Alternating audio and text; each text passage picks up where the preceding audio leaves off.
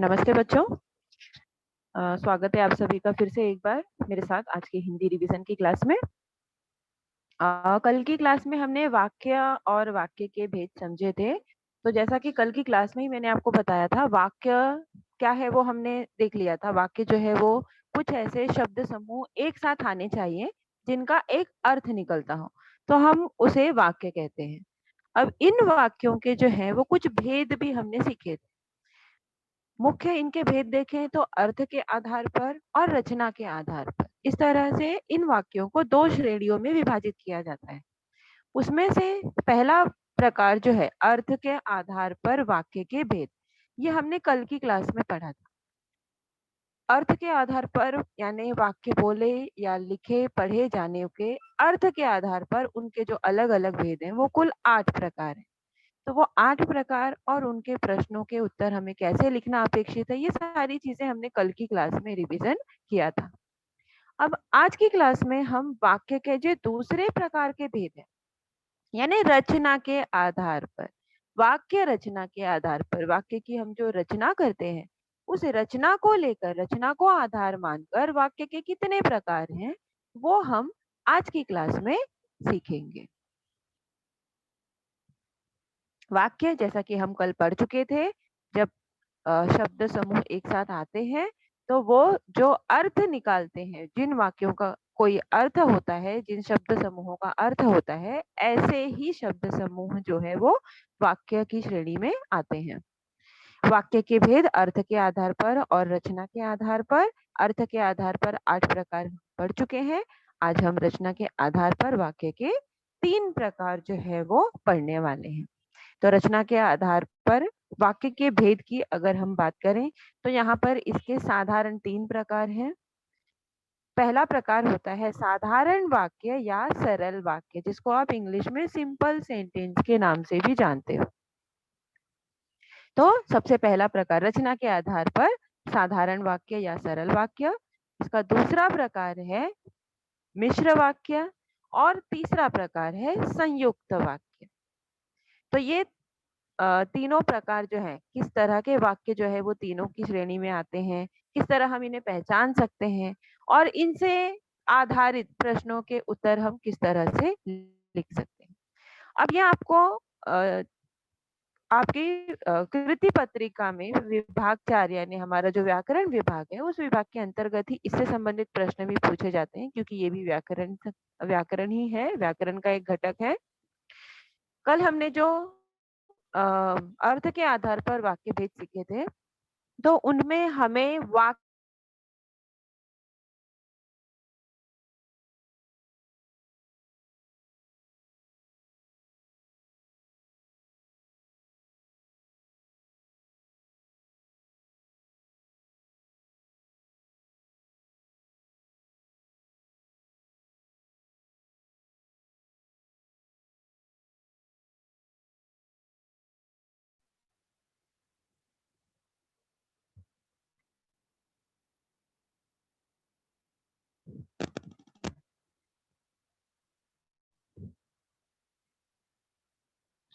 Okay. तो आज का जो ये हमारा रचना के आधार पर जो वाक्य प्रकार है, इसका प्रश्न आपको इस तरह से पूछा जाता है कि आपको एक वाक्य दिया गया होगा, वाक्य जो है वो किस प्रकार का वाक्य है, सरल वाक्य है, साधारण वाक्य है, मिश्र वाक्य है, किस प्रकार का वाक्य है, वो केवल वाक्य की पहचान आपको करनी होती है। पहले इसमें भी एक प्रकार के वाक्य को दूसरे प्रकार के वाक्य में परिवर्तित करने के लिए प्रश्न पूछे जाते थे, बट अभी आपको उस तरह के प्रश्न नहीं आते। केवल दिया गया जो वाक्य है वो कौन से प्रकार का वाक्य है, रचना के आधार पर कौन से प्रकार का वाक्य है, केवल इसी तरह का प्रश्न अब इस घटक से संबंधित आपको पूछा जाता है। तो रचना के आधार पर जो वाक्य के 3 प्रकार है उसमें सबसे पहला प्रकार है हमारा साधारण वाक्य या सरल वाक्य। अब ये क्या होते हैं और हम इन्हें कैसे पहचान सकते हैं? जिस वाक्य में एक ही क्रिया होती है, केवल एक क्रिया होती है और एक कर्ता होता है, वे साधारण वाक्य कहलाते हैं। यानी एक ऐसा सेंटेंस या एक ऐसा वाक्य जहां पर केवल एक क्रिया हो और एक कर्ता हो, यानी एक काम करने वाला हो और एक काम हो, उसे हम साधारण वाक्य या सरल वाक्य कहते हैं। दूसरे शब्दों में अगर हम इसे समझें, तो जिन वाक्यों में केवल एक ही उद्देश्य और एक ही विधेय होता है, उन्हें साधारण वाक्य या सरल वाक्य कहते हैं। इनमें एक उद्देश्य और एक विधेय होते हैं, यानी वही बात, एक कर्ता और एक क्रिया। जैसे बिजली चमकती है, यहाँ पर एक ही कर्ता है और एक ही क्रिया है, एक उद्देश्य और एक विधेय। पानी बरसा, इस वाक्य में दो ही शब्द हैं, लेकिन ये दोनों शब्द अपने आप में एक उद्देश्य और एक विधेय की निर्मित करते हैं, और इसलिए इनका एक अर्थ भी निकलता है। दो ही शब्दों की वजह से भी इस वाक्य का एक अर्थ निकल रहा है, इसलिए ये वाक्य ही माना जाएगा। और ये वाक्य सरल वाक्य है, क्योंकि इसमें एक ही उद्देश्य है और एक ही विधेय है। इन वाक्यों में एक एक उद्देश्य अर्थात कर्ता और विधेय अर्थात क्रिया है, अतः ये साधारण या सरल वाक्य है। तो आपको सिंपल सा इतना ही ध्यान में रखना है कि जिस वाक्य में केवल एक उद्देश्य हो, एक विधेय हो, या सरल शब्दों में एक कर्ता हो और उस कर्ता के द्वारा घटित होने वाली केवल एक क्रिया हो, तो उसे हम साधारण वाक्य या सरल वाक्य कह सकते हैं। मिश्रित वाक्य, मिश्रित वाक्य या जिसे हम मिश्र वाक्य भी कहते हैं, जिस वाक्य में एक से अधिक वाक्य मिले हों,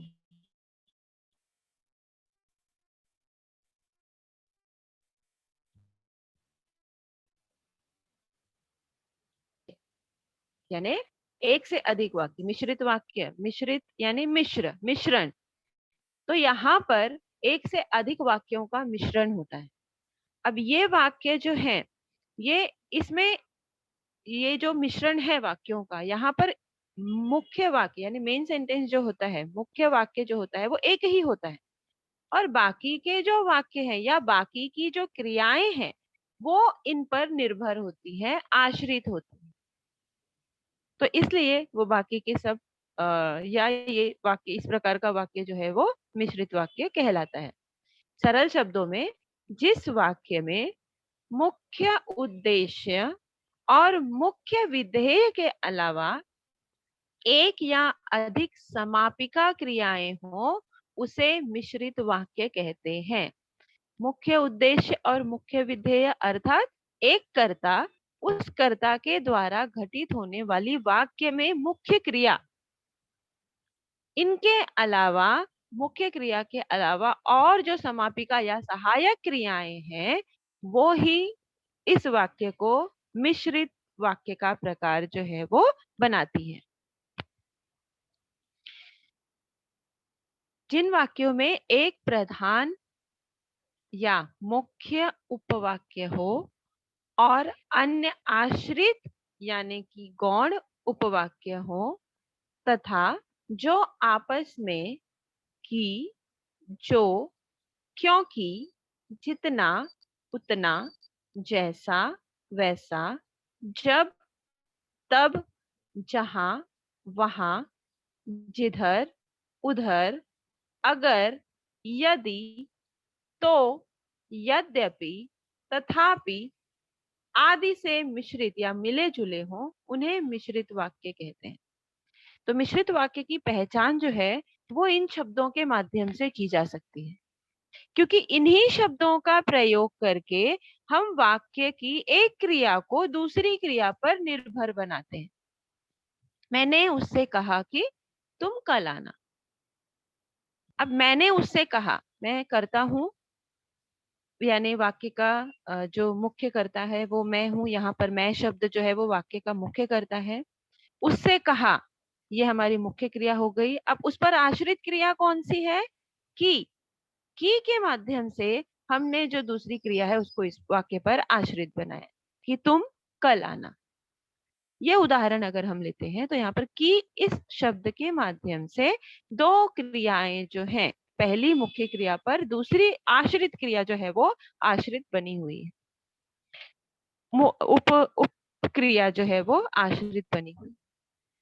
तो इसलिए ये वाक्य जो है वो मिश्र वाक्य है। अब मिश्र वाक्य की पहचान बहुत ही आसान होती है। वाक्य में कहीं पर की है, जो, क्योंकि, जितना उतना, वाक्य की शुरुआत जितना और मध्य में उतना, ये दोनों शब्द आए हों, या इधर उधर, जैसा तैसा, जब तब, इस तरह के जब शब्द वाक्य में आते हैं तो वो उन शब्दों को देखकर ही हम समझ जाते हैं कि इसमें दो क्रियाएं हैं, एक मुख्य क्रिया है और एक आश्रित क्रिया है, जो इन शब्दों के माध्यम से मुख्य क्रिया पर निर्भर है।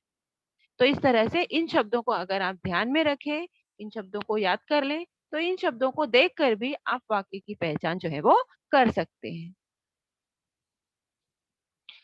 जब दो ऐसे वाक्य मिले जिनमें एक मुख्य उपवाक्य तथा एक गौण अथवा आश्रित उपवाक्य हो, तब मिश्र वाक्य बनता है।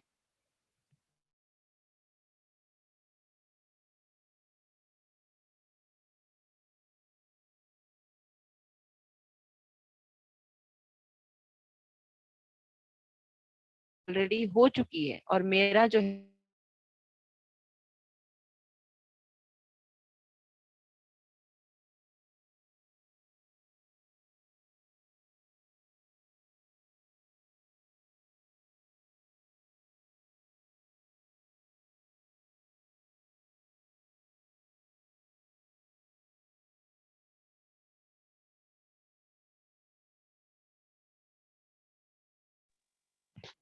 सॉरी, कुछ नेटवर्क इशू इसलिए बार बार डिस्कनेक्ट हो रहा है।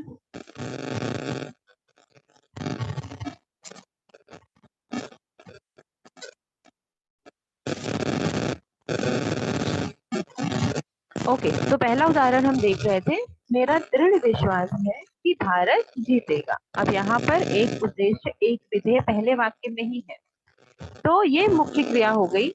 लेकिन की के माध्यम से भारत जीतेगा, जीतना, ये एक उप क्रिया जो है ये इस पर आश्रित।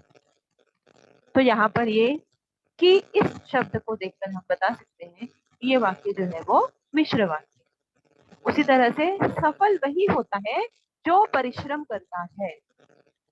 यहाँ पर जो के माध्यम से एक वाक्य पर दूसरा वाक्य जो है वो आश्रित, यानी ऊपरयुक्त दोनों वाक्यों में मेरा दृढ़ विश्वास है कि तथा सफल वही होता है, ये मुख्य उपवाक्य है। दोनों वाक्य का जो पहला पहला भाग है वो मुख्य उपवाक्य, और भारत जीतेगा तथा जो परिश्रम करता है ये गौण उपवाक्य, इसलिए ये मिश्र उपवाक्य। मुख्य उपवाक्य यानी वाक्य में एक मुख्य कर्ता और मुख्य कर्ता, जिस वाक्य में है वो मुख्य उपवाक्य, और गौण उपवाक्य यानी दूसरी जो सहायक क्रिया या समापिका क्रिया है वो उस वाक्य पर जो निर्भर वाक्य है वो ही होता है गौण। ठीक है,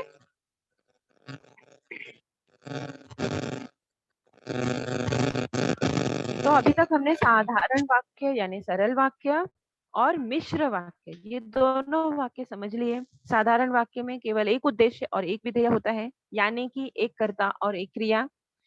मिश्र वाक्य में एक कर्ता और एक मुख्य क्रिया के अलावा कुछ और उप क्रियाएं भी उस वाक्य में होती हैं या अन्य उपवाक्यों के माध्यम से उस वाक्य के साथ जुड़ी हुई होती है, वो मिश्र वाक्य हो जाता है। अब यहाँ पर हमारे पास है तीसरा हमारा वाक्य का प्रकार रचना के आधार पर, जिसका नाम है संयुक्त वाक्य। संयुक्त यानी जुड़ा हुआ, संयुक्त का मतलब ही होता है जुड़ा हुआ।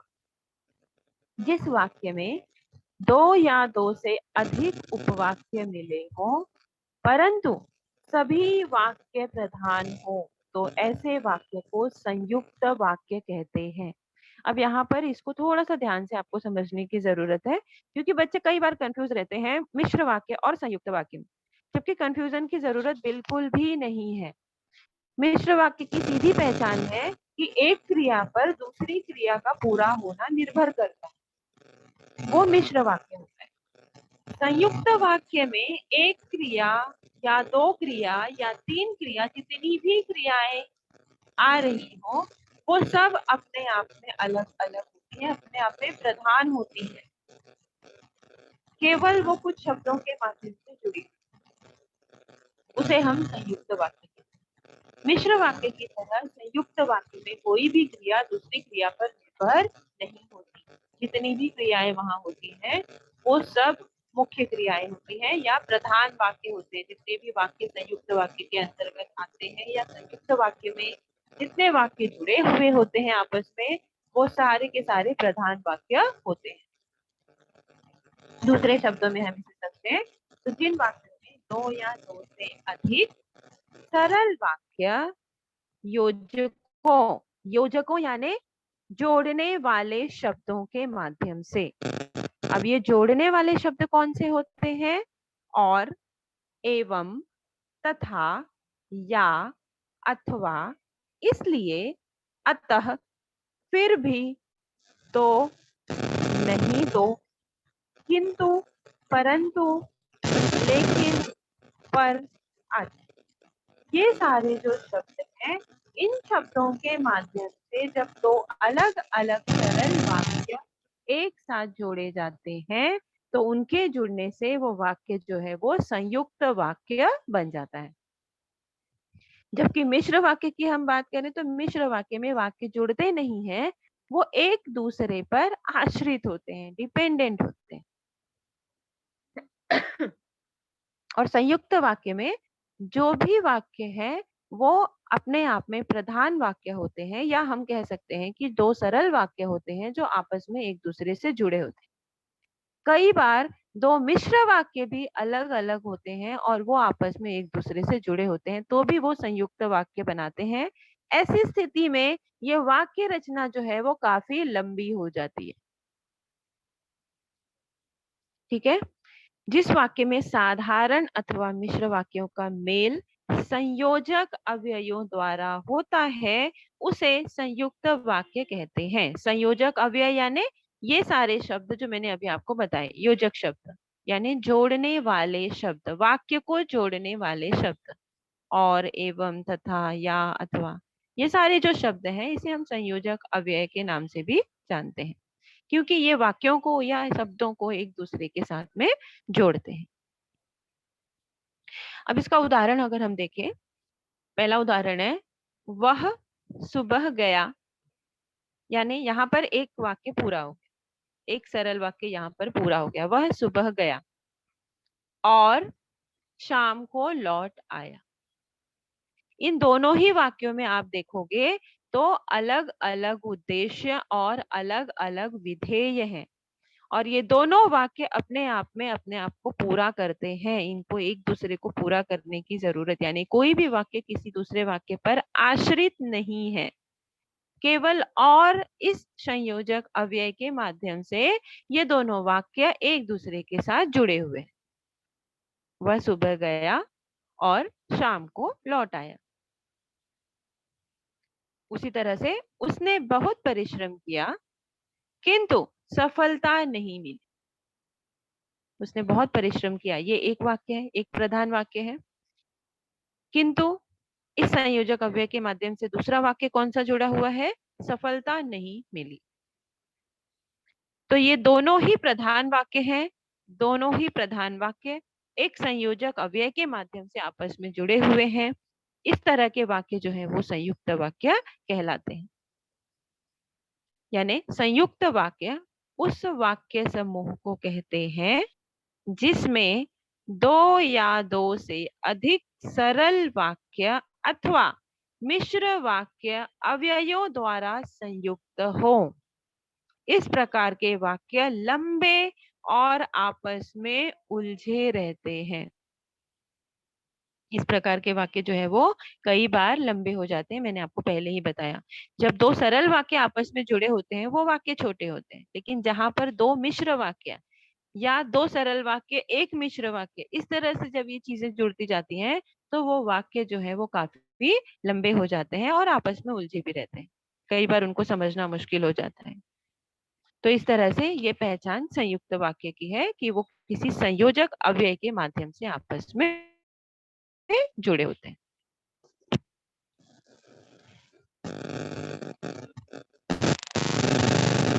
किस तरह से दो मिश्र वाक्य या सरल वाक्य और मिश्र वाक्य मिलने से वाक्य लंबे और उलझे बन जाते हैं, इसका एक उदाहरण हम देखते हैं। जैसे मैं रोटी खाकर लेटा कि पेट में दर्द होने लगा। अब यहाँ पर ये पहला वाक्य जो हमने पढ़ा ये एक मिश्र वाक्य है। मिश्र वाक्य क्यों है? क्योंकि की के माध्यम से पेट में दर्द होने लगा, ये उपवाक्य जो है वो पहले वाक्य पर आश्रित है। मैं रोटी खाकर लेटा कि पेट में दर्द होने लगा और दर्द इतना बढ़ा कि तुरंत डॉक्टर को बुलाना पड़ा। अब यहाँ और के माध्यम से, और ये संयोजक अव्यय है, और शब्द के माध्यम से ये जो दोनों वाक्य आपस में जुड़े हुए हैं, ये दोनों ही अपने आप में मिश्र वाक्य है। पहला वाक्य भी मिश्र वाक्य है, पहली वाक्य पर की के माध्यम से दूसरा वाक्य जो है वो आश्रित है। दूसरे वाक्य में भी पहले वाक्य पर की सहायता से दूसरा वाक्य जो है वो आश्रित है, दूसरा उपवाक्य आश्रित है।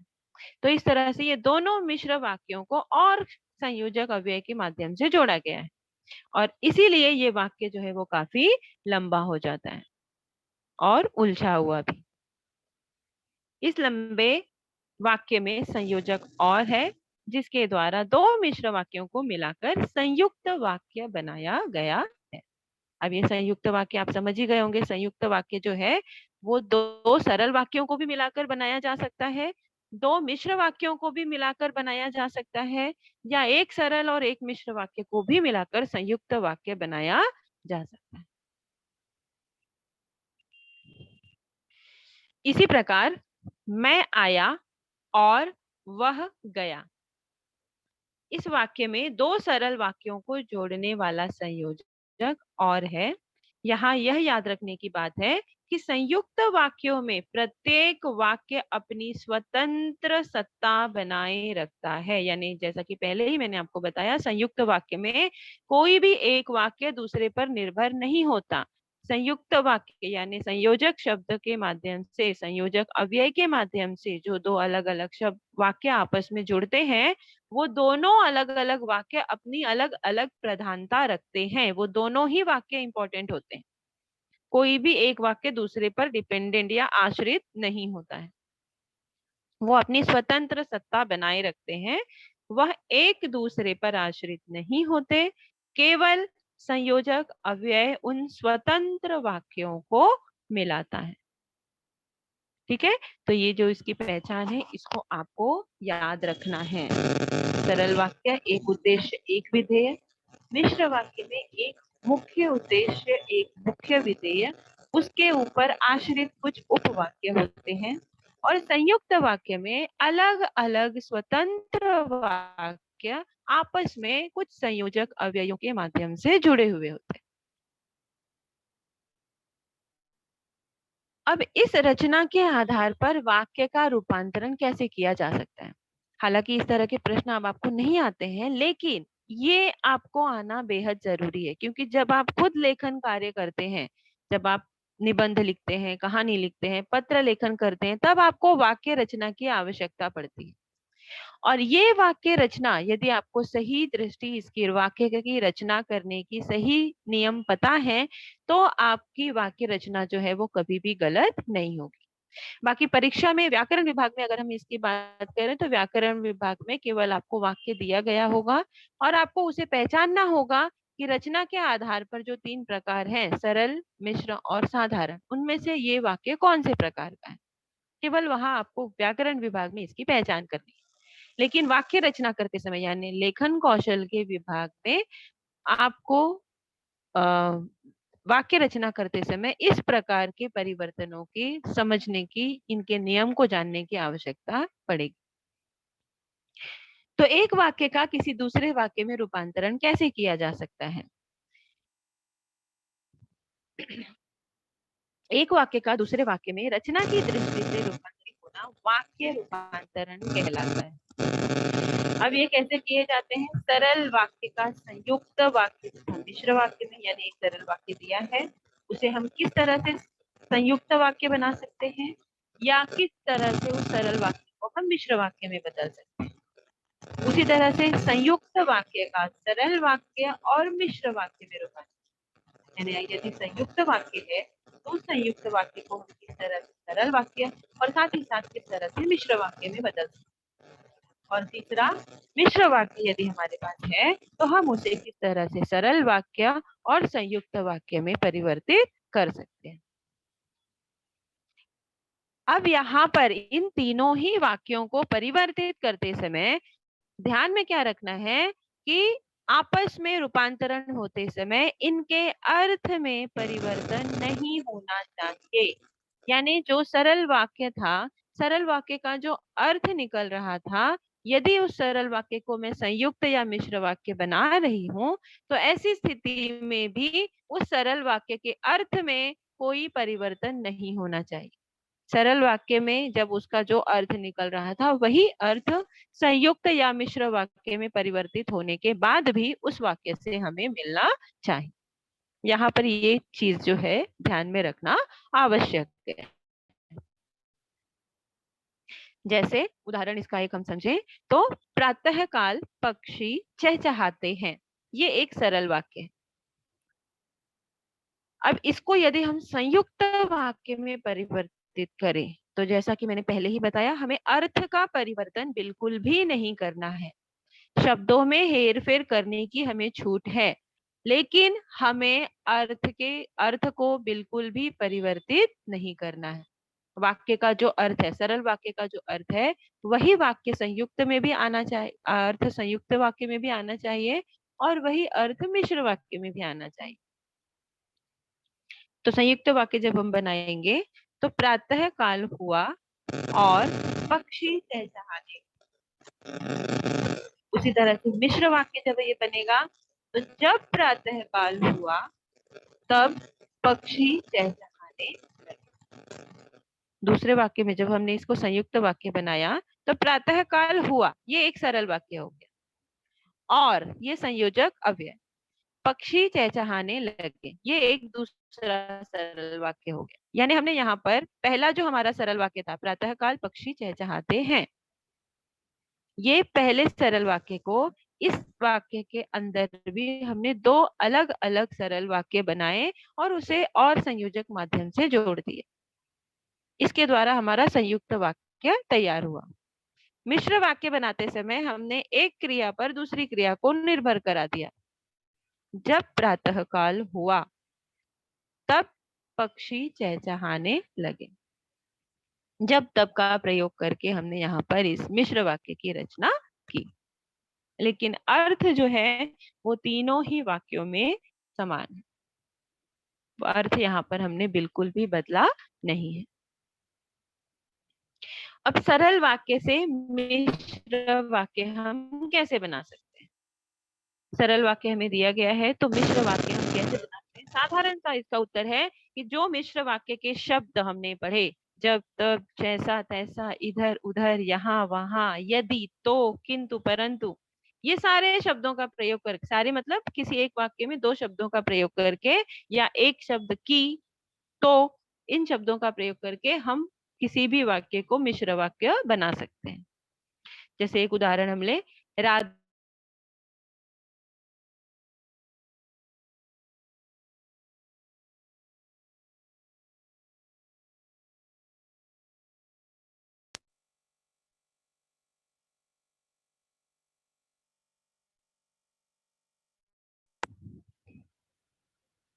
ओके, तो जैसे पहला उदाहरण है हमारे सामने, राधा नाचती गाती है।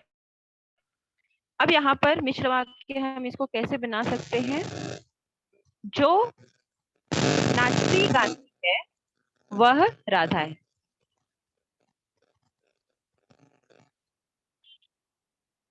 जो नाचती गाती है वह राधा है। दूसरा, मोहन हंसकर बोला। अब इसको हमने मिश्र वाक्य कैसे बनाया? वह मोहन है जो हंसकर बोला। तीसरा उदाहरण, तुम पढ़कर सो जाना। मिश्र वाक्य बनाते समय जब तुम पढ़ लोगे तब सो जाना।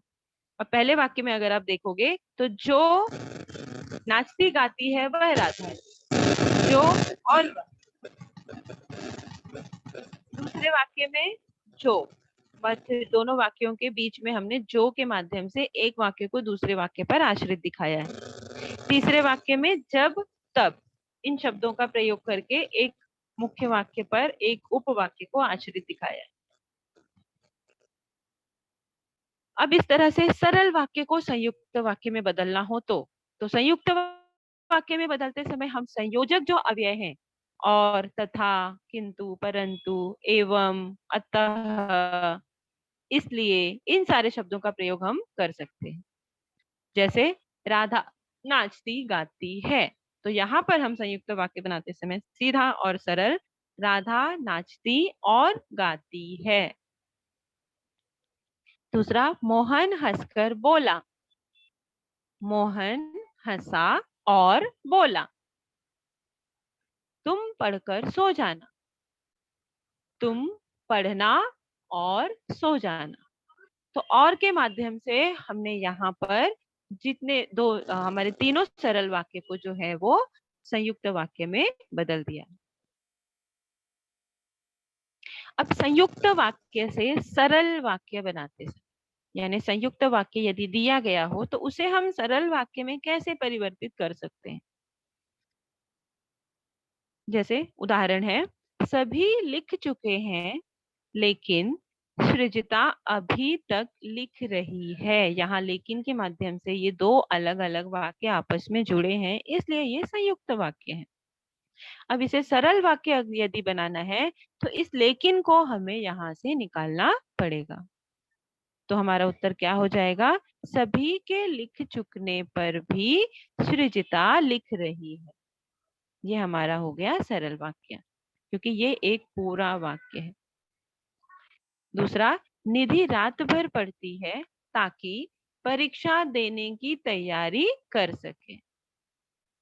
अब इसको सरल वाक्य बनाते समय हमें ताकि, ये जो शब्द है जिस शब्द के माध्यम से उपवाक्य मुख्य वाक्य पर आश्रित हुआ है, इस ताकि शब्द को निकालकर और वाक्य के कुछ शब्दों में हमें फेर बदल करके हम इसे आराम से सरल वाक्य बना सकते हैं। तो हमारा उत्तर है, निधि रात भर पढ़कर परीक्षा देने की तैयारी करती है। पहले क्या लिखा था, निधि रात भर पढ़ती है ताकि परीक्षा देने की तैयारी कर सके। अब हमने इसको बदलकर क्या कर दिया, निधि रात भर पढ़कर परीक्षा देने की तैयारी कर रही है या करती है। तीसरा, अभिलाषा ने रोना शुरू किया और बेहोश हो गई। अभिलाषा रोते हुए बेहोश हो गई या अभिलाषा रोते रोते बेहोश हो गई।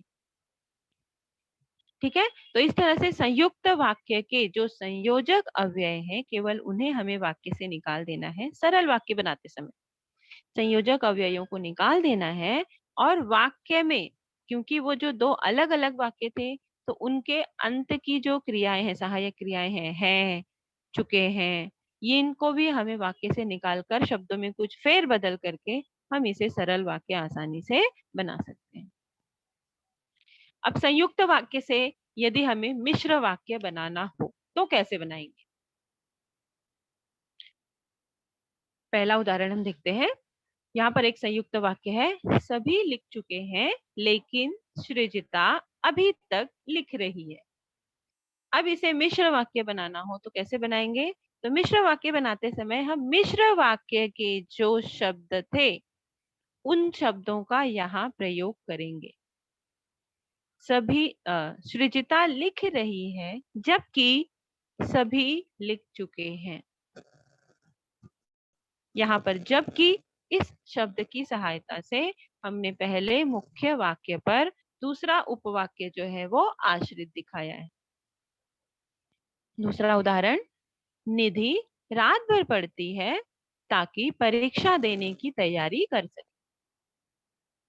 अब इसको मिश्र वाक्य में कैसे बदलेंगे, निधि इसलिए रात भर पढ़ती है ताकि वह परीक्षा देने की तैयारी कर सके, या फिर निधि इसलिए रात भर पढ़ती है क्योंकि वो परीक्षा देने की तैयारी करती है। तीसरा, अभिलाषा ने रोना शुरू किया और बेहोश हो गई। अब इसको मिश्र वाक्य में बदलते समय, जैसे ही अभिलाषा ने रोना शुरू किया वह बेहोश हो गई। जैसे, इस शब्द का हमने वहां प्रयोग किया। जैसे वाक्य की शुरुआत हमने किससे की है? जैसे। तो जैसे ही अभिलाषा ने रोना शुरू किया वह बेहोश हो गई। यानी एक वाक्य पर दूसरा वाक्य जो है वो हमने आश्रित दिखाया। तो इस तरह से अभी तक हमने सीखा किस तरह हम सरल वाक्य को संयुक्त वाक्य में, सरल वाक्य को मिश्र वाक्य में, युक्त वाक्य को कैसे सरल वाक्य में बदल सकते हैं और संयुक्त वाक्य को कैसे मिश्र वाक्य में बदल सकते हैं। अब आगे हम देखते हैं मिश्र वाक्य को हम कैसे सरल वाक्य में परिवर्तित कर सकते हैं। कैसे वाक्य रूपांतरण हम कर सकते हैं मिश्र वाक्य का सरल वाक्य। अब मिश्र वाक्य क्या होता है? एक वाक्य पर दूसरा वाक्य आश्रित होता है। इस वाक्य की रचना इस तरह से करनी है कि वो सरल वाक्य बन जाए, यानी वहां पर केवल एक ही उद्देश्य हो और एक ही विधेय हो। उदाहरण के लिए, पहला उदाहरण, जब भी मैं विकास के घर गया मेरा आदर सत्कार हुआ। जब भी के माध्यम से एक वाक्य पर दूसरा वाक्य जो है वो आश्रित दिखाया। अब इसको हम सरल वाक्य में कैसे बदलेंगे? तो ये जब भी जो है वो हमें निकालना पड़ेगा। विकास के घर जाने पर मेरा आदर।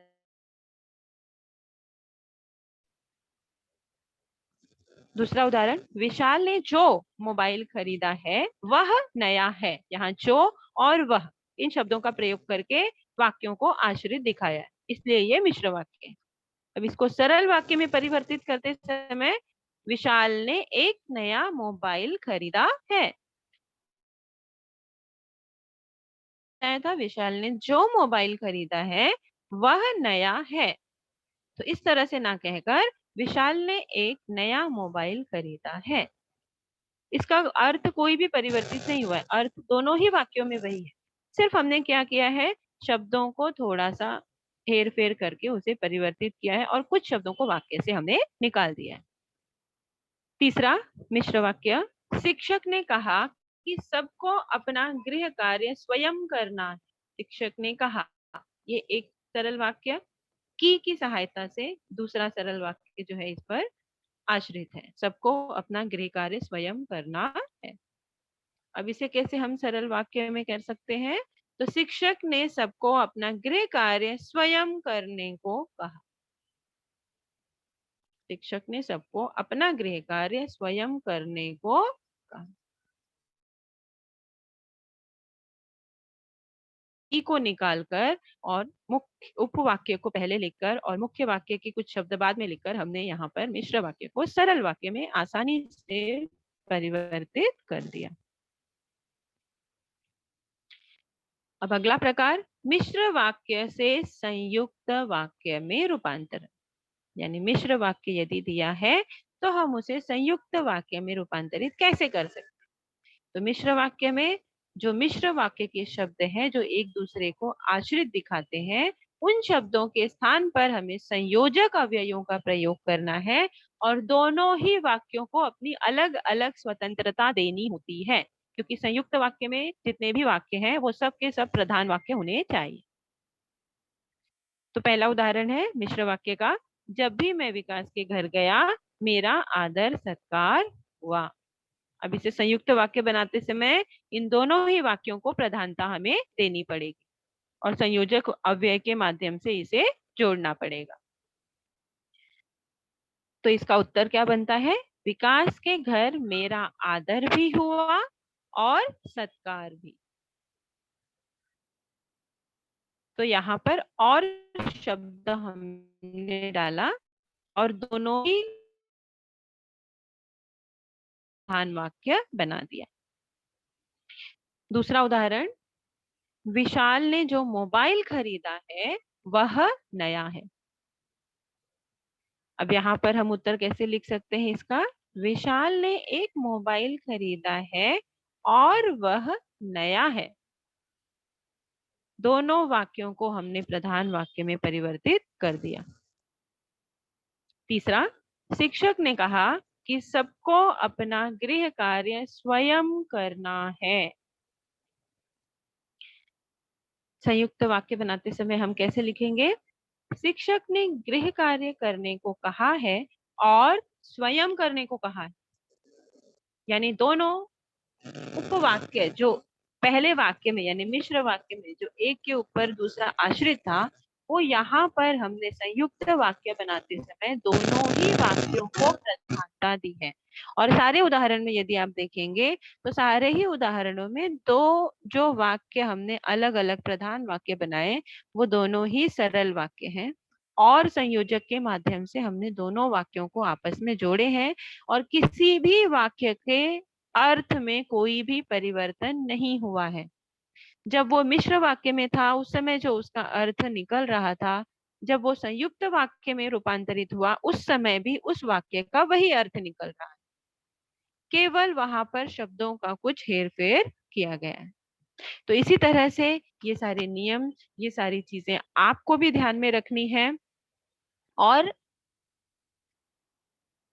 आप जब अपने उपयोजित विभाग के अंतर्गत कुछ प्रश्नों को अटेंड करते हैं, कुछ प्रश्नों को हल करते हैं, जैसे पत्र लेखन करते हैं, कहानी लिखते हैं, निबंध लिखते हैं, तो वहां जो आपकी वाक्य रचना होती है, तो वाक्य रचना जो रचना के आधार पर यदि आप सरल वाक्य बना रहे हैं, यदि आप संयुक्त वाक्य बना रहे हैं या मिश्र वाक्य बना रहे हैं, तो उनमें उनको रचना करने के क्या नियम है वो आज हमने सीख लिए। उसी तरह से उन वाक्यों का अर्थ किस तरह से निकलना चाहिए, यदि आप प्रश्न पूछना चाहते हैं तो प्रश्नवाचक चिन्ह आवश्यक है। यदि आप विस्मय दिखाना चाहते हैं, आश्चर्य दिखाना चाहते हैं वाक्य की सहायता से, तो आपको आश्चर्य युक्त शब्दों का प्रयोग करना, साथ ही साथ आश्चर्य युक्त चिन्ह का प्रयोग करना भी आवश्यक है। तो जब हम खुद लेखन करने बैठते हैं तो आप दोनों ही चीजों का ध्यान रखना बेहद जरूरी है। जो हमने कल की क्लास में पढ़ा, यानी अर्थ, वाक्य के जिस अर्थ को दर्शाने के लिए या स्थिति के जिस अर्थ को दर्शाने के लिए आप वाक्य रचना कर रहे हैं, आपके वाक्य से वो अर्थ प्रतीत होना चाहिए। साथ ही साथ उस वाक्य की रचना भी वैसी ही होनी चाहिए जैसा कि वहां पर आवश्यकता है। यदि वहां सरल वाक्य की रचना की आवश्यकता है तो आप सरल वाक्य लिखिए। यदि साधारण की आवश्यकता सॉरी संयुक्त की आवश्यकता है तो संयुक्त वाक्य में उसकी रचना कीजिए। यदि मिश्र वाक्य की वहां पर आवश्यकता है तो मिश्र वाक्य की रचना कीजिए। तो जब भी आप वाक्य की रचना करेंगे, वाक्य लेखन करेंगे, वहां पर आपको इन दोनों ही बातों का ध्यान रखना बेहद जरूरी है। और इन चीजों को ध्यान में रखकर यदि आप वाक्य रचना करेंगे तो आपका जो निबंध या जो कहानी या जो वृत्तांत आप लिखेंगे वो आ, कोई डाउट नहीं है कि वो अच्छा ही होगा और आपको अच्छे अंक मिलेंगे। तो इन छोटी छोटी चीजों का जो हम गलतियां करते हैं, जिनको हमें सुधारने की आवश्यकता है, इसे आप ध्यान में रखिए और अपनी गलतियों को सुधार कर अपने नंबरों को बढ़ाने का प्रयास कीजिए। तो आज की क्लास में यहाँ पर हमारे वाक्य के दोनों प्रकार के भेद खत्म हुए। अर्थ के आधार पर वाक्य के जो 8 प्रकार थे वो हमने कल सीखे थे। रचना के आधार पर वाक्य के जो 3 प्रकार है वो हमने आज के क्लास में सीख लिए। इन तीनों प्रकारों को पहचानना कैसे है वो मैंने आपको बता दिया। एक वाक्य का दूसरे वाक्य में रूपांतरण कैसे किया जा सकता है वो भी मैंने आपको समझा दिया। इन सारी चीजों को आप ध्यान में रखिए और आपके आने वाले परीक्षाओं के लिए आपको बहुत बहुत शुभकामनाएं। आज की क्लास मैं यहीं पर खत्म करती हूँ। Thank you so much.